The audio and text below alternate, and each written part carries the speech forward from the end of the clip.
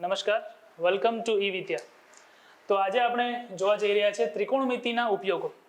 તો આપણે એટલું જાણીએ છીએ કે ત્રિકોણમિતિ એટલે કે સાઇન, કોસ, ટેન, કોસેક એ બધા ગુણોત્તરોનો આપણે ઉપયોગ કર્યો. આપણે નિત્યસમો થોડા ઘણા જોયા.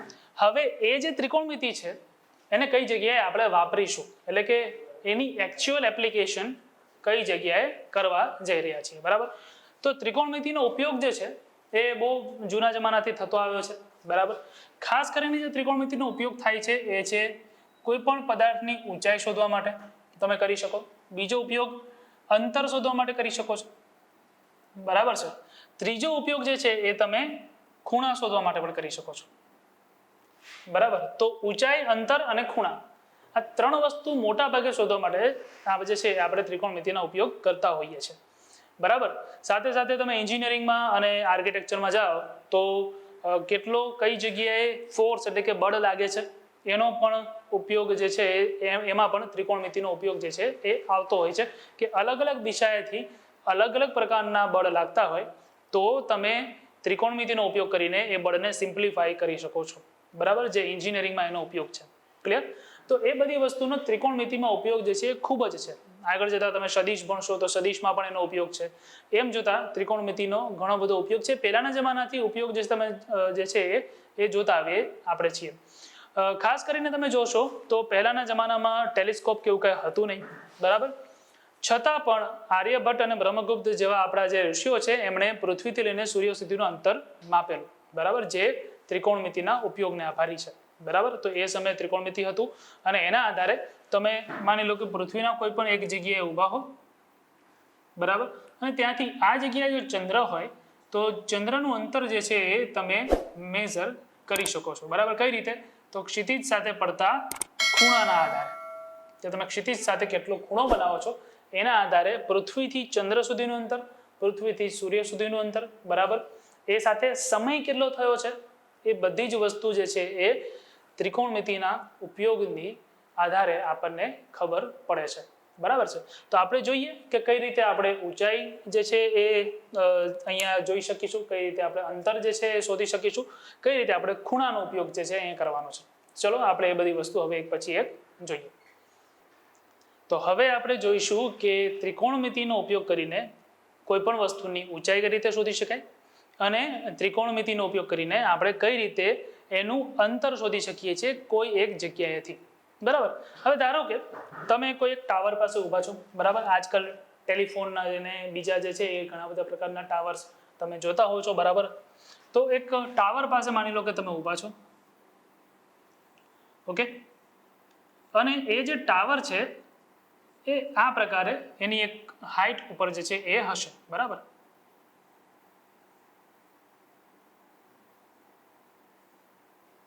ચલો હવે આ ટાવર પાસે જે છે એ આ જગ્યાએ તમે માની લો ઊભા હો, આ જે છે તમારું ગ્રાઉન્ડ હોય કે જે જગ્યાએ ટાવર જે છે ઊભો છે, તમે આ જગ્યાએ ઊભા હો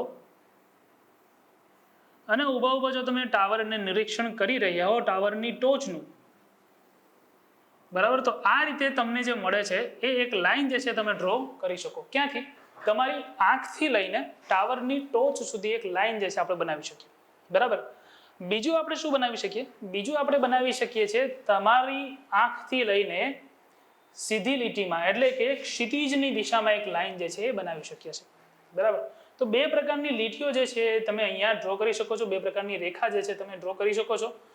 એક કઈ છે? તમારી આંખથી લઈને ટાવરની ટોચ સુધી, બરાબર? અને બીજી છે તમારી આંખથી સીધી રેખામાં, બરાબર છે? એટલે કે આ જે ગ્રાઉન્ડ છે એ ગ્રાઉન્ડને સમાંતર, બરાબર? આ બે આ પ્રકારની આપણે રેખાઓ જે છે બનાવી શકીએ છીએ. હવે તમે એક વસ્તુ નોટ કરશો કે બંને રેખાઓ વચ્ચે ખૂણો પડે છે, બરાબર છે? બરાબર છે, બંને રેખાઓ વચ્ચે શું પડે છે? એક ખૂણો પડે છે, ક્લિયર?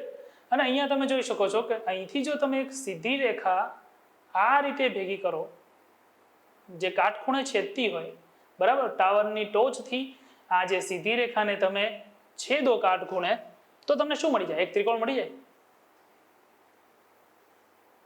ઓકે? તો ચલો આપણને ત્રિકોણ જ જોઈએ ને. ત્રિકોણમિતિનો ઉપયોગ કરવા માટે શું જોઈએ? એક ત્રિકોણ જોઈએ. અને ત્રિકોણ કેવો હોવો જોઈએ? કાટકોણ ત્રિકોણ હોવો જોઈએ, બરાબર? તો આપણે આસાનીથી ત્રિકોણમિતિનો ઉપયોગ કરી શકીએ. તો હવે આપણને જો ખૂણો થીટા પર ખબર હોય, માની લો, બરાબર છે, માની લો કે આપણને અહીંથી આટલું અંતર ખબર હોય, બરાબર, કે કંઈક અંતર જે છે માની લો અહીંયા ડી હોય. ઓકે, હવે માની લો કે આપણને આ વસ્તુ ખબર હોય, એટલે કે આ ખબર હોય કે પછી એ હાઈટ હોય, તો તમે આ જે ડિસ્ટન્સ છે, આ જે અંતર છે એ શોધી શકો છો, બરાબર.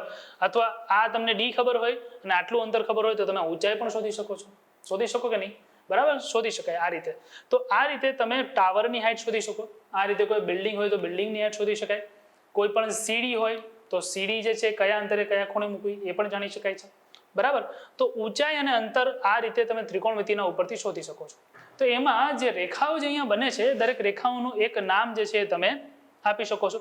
જેમ કે તમારી દ્રષ્ટિથી કઈ જગ્યાએ તમે ટાવરની ટોચ ઉપર દ્રષ્ટિ કરો છો, બરાબર, તો એ જે રેખા છે તમારી આંખથી ટાવરની ટોચ ઉપર જે તમે દ્રષ્ટિ કરો છો એ રેખાનું નામ આપણે આપીએ છીએ દ્રષ્ટિ રેખા.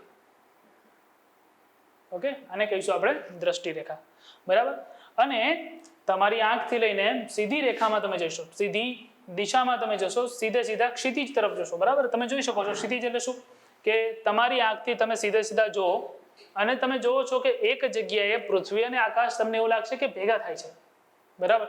એકચ્યુઅલી એવું હોતું નથી, પણ આપણને એવું લાગે છે. કેમ કે અર્થનું જે કર્વેચર છે, બરાબર છે, ગોળાઈ છે, એના કારણે આપણને એવું આભાસ થતો હોય છે કે એ જગ્યાએ આકાશ અને પૃથ્વી ભેગા થાય છે, જેને અંગ્રેજીમાં હોરાઇઝન પણ કહેવાય છે, બરાબર.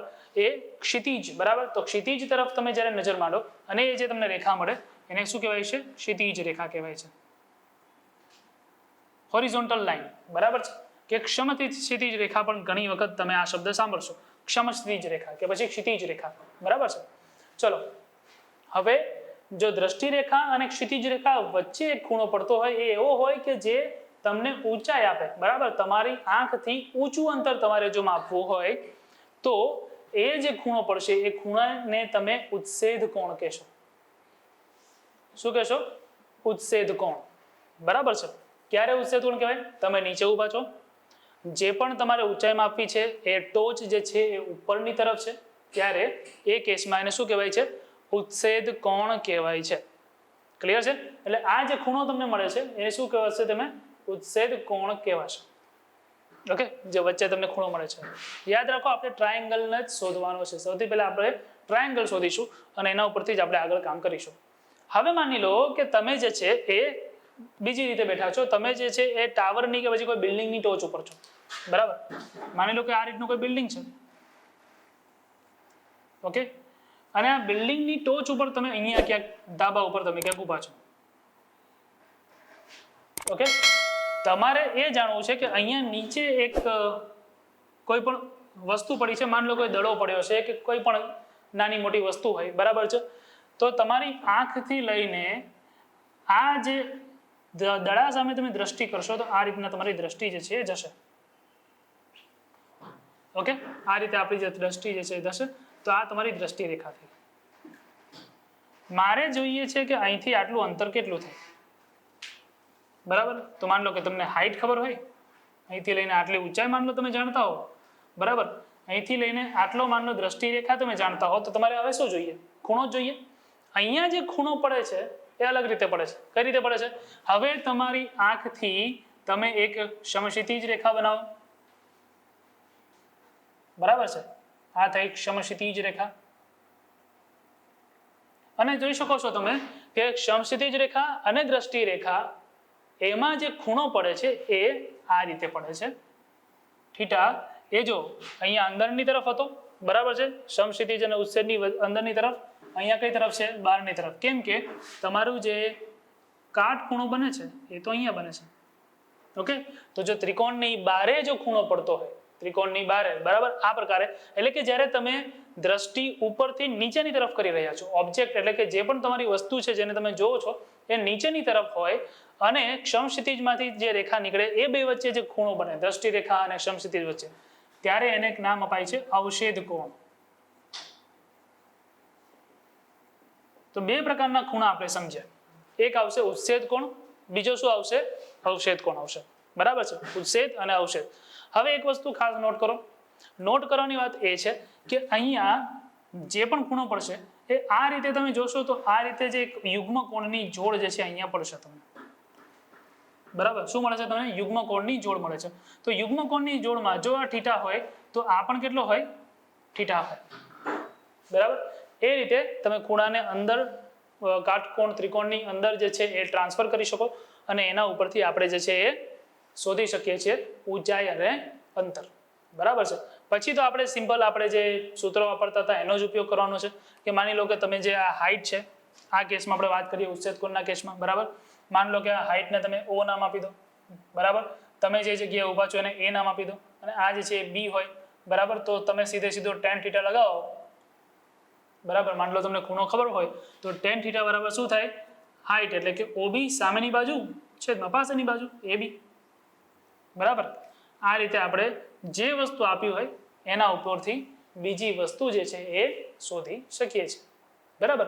એ જ રીતે આપણે અવક્ષેદ કોણ આપ્યો હોય, અવક્ષેદ કોણ જો આપેલો હોય, બરાબર, તો અવક્ષેદ કોણ ઉપરથી અંદરનો ખૂણો મળી જાય કેમ કે એના માપનો જ હોય, બરાબર. અહીંયા હાઈટમાં થોડું ઘણું વેરિએશન હોઈ શકે છે કેમ કે હાઈટમાં અમુક વાર તમારી હાઈટ પણ ઉમેરવાની હોય, પણ કેટલીક વાર શું હોય કે આ જે ઊંચાઈ છે ઘણી વધારે આપેલી હોય તો તમારી હાઈટ તમે જવા દઈ શકો છો, એટલે કે નેગ્લેક્ટ કરી શકો છો, બરાબર છે. તો એ બધી વસ્તુ આપણે જે છે આગળ ભવિષ્યમાં જોવાની જ છે કે કઈ રીતે આના ઉપરથી દાખલાઓ જે છે ગણી શકાય છે. ખાસ એ ધ્યાન રાખો કે દ્રષ્ટિ રેખા અને સમક્ષિતિજ રેખા જે છે એ બે વચ્ચે જે ખૂણો બને છે એ તમારે ધ્યાનમાં લેવાનો છે. એના ઉપરથી કાટકોણ ત્રિકોણ બનશે અને કાટકોણ ત્રિકોણનો ઉપયોગ કરીને જ આપણે જે છે આગળના બધા જ કાર્ય જે છે કરવાના છે. ક્લિયર છે? તો તમે આ રીતે અંતર પણ શોધી શકશો અને ઊંચાઈ પણ શોધી શકશો. તો વધુ આપણે જે છે એ આવતા લેક્ચરમાં જોઈશું. Thank you.